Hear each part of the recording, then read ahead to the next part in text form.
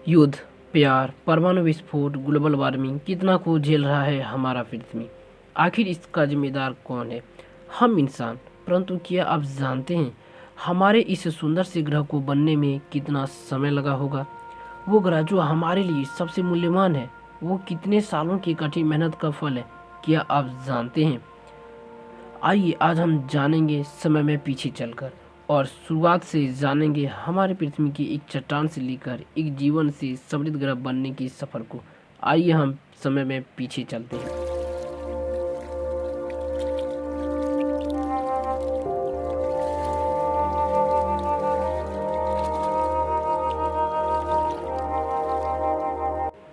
आज से करीब 4.6 अरब साल पहले हमारा सौरमंडल और एक नया जन्मा तारा, जिसकी चारों तरफ धूल और चट्टानों चक्कर काट रही हैं। यहाँ हमारी पृथ्वी का नाम और निशान तक नहीं है। हम समय में कुछ ज़्यादा ही पीछे आ चुके हैं। अभी तक पृथ्वी के बनने की प्रक्रिया की शुरुआत नहीं हुई है, लेकिन इसके नींव तैयार हो चुके हैं। ये चट्टान और धूल अब गुरुत्वाकर्षण की वजह से आपस में जुड़ रहे हैं।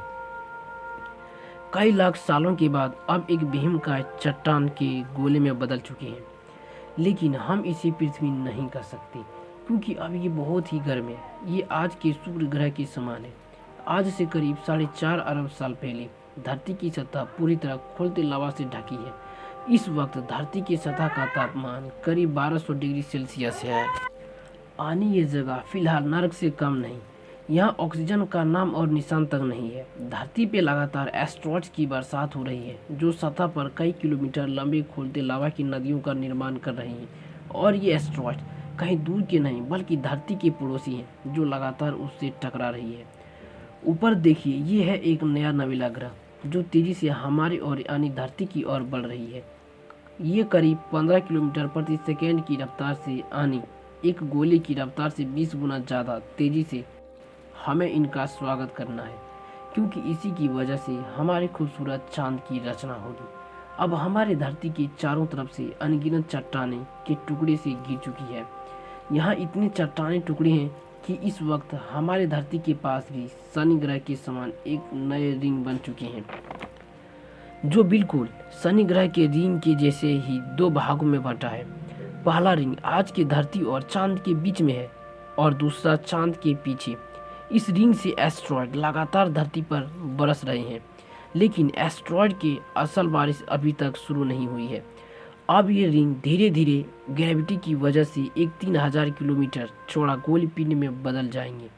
और यहाँ हम देख रहे हैं हमारे चांद के जन्म को। यह है हमारा चांद।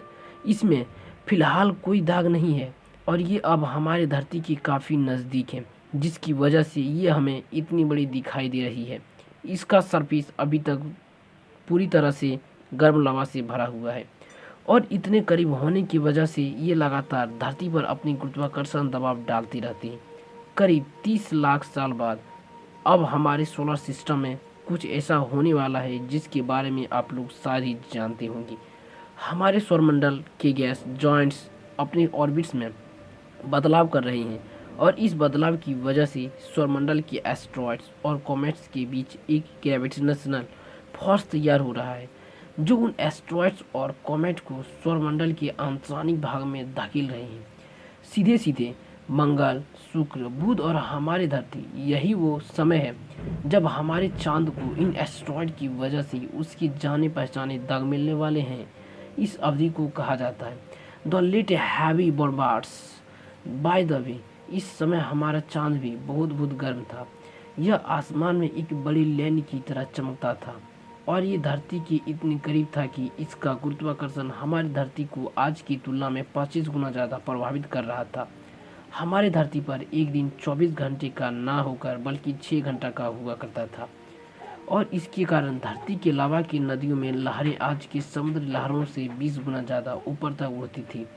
लेकिन भला हुआ हमारे चांद का, जो धीरे धीरे समय के साथ हमारी पृथ्वी से दूर चला गया। धरती का घूर्णन में धीमी होने लगी, और लावा की नदियां ठंडी होने लगी, जिससे धरती की सतह का निर्माण होने लगा। इस वक्त आसमान में ये भीम का चमकीला चांद ही एक मात्र चीज़ नहीं है जो आपका ध्यान आकर्षित करेगा, बल्कि अब आपको आसमान में दो बहुत ही चमकीले तारों को देखने को मिलेगा। लेकिन वे दोनों असल में तारे नहीं हैं। ये दोनों असल में ग्रह हैं, जुपिटर और सैटर्न। सौरमंडल के अंतरानी ग्रह जैसे हमारी धरती, विनस, मरकरी, मार्स, ये सब अब रेगिंग प्लैनेट्स हैं। ये ज़्यादा समय तक पिघले हुए लावा के रूप में नहीं रह सकते। लेकिन वहीं जुपिटर और सैटर्न असल में गैस जाइंट्स हैं, जो कि आसानी से लंबे समय तक गर्म रह सकती है। धरती के जन्म के इस समय काल में जुपिटर के टेम्परेचर 5000 डिग्री सेल्सियस और सैटर्न का टेम्परेचर 3000 डिग्री सेल्सियस था, जिसका मतलब है जुपिटर उस समय हमारे सूरज से भी ज़्यादा चमकीला था। जैसा कि साइंटिस्ट कहते हैं कि तारे अपने जीवन के साथ साथ और चमकीले होते जाते हैं, तो उस समय हमारा सूरज आज से 30% कम चमकीला था। परंतु 4 अरब साल की अवधि में ये ग्रह भी धीरे धीरे ठंडी जाएगी। आइए चलते हैं वापस हमारे धरती पर। धरती के वायुमंडल में फिलहाल एक ही गैस मीथेन है। द लेट हैवी बॉम्बार्ड्स के दौरान धरती पर लगातार कॉमेट की बरसात हुई थी, जिन्होंने अपने साथ पानी को धरती में परिवहन किया। इस पानी से समुद्रों का निर्माण हुआ। धरती अब चारों तरफ से समुद्र से घिरा हुआ था, लेकिन यहाँ ना तो पैर रखने की जगह था और ना ही सांस लेने के लिए ऑक्सीजन। हमारी धरती अभी कुछ हद तक पृथ्वी कहने की लायक बन चुकी है, लेकिन अभी भी जीवन का बीज नहीं बना पाया। आखिर इसके बाद क्या हुआ था, धरती पर जीवन की शुरुआत कैसे हुई थी, इस पूरी कहानी को जानने के लिए हमारे साथ बने रहिए द नॉलेज की में। तब तक के लिए धन्यवाद।